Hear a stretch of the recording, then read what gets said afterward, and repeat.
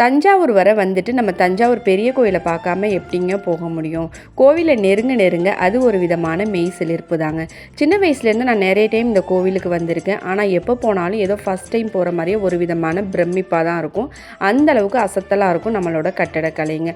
பார்க்க வியந்துட்டே இருக்கலாம், அப்படி ஒரு அருமையாக இருக்கும்.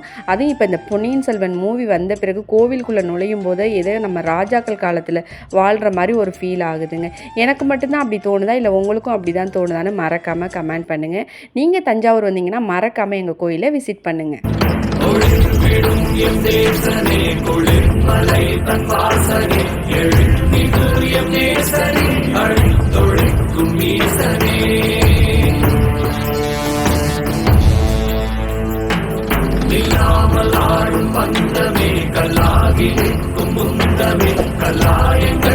சொந்தமே எல்லா உயிருக்கும் அந்தமே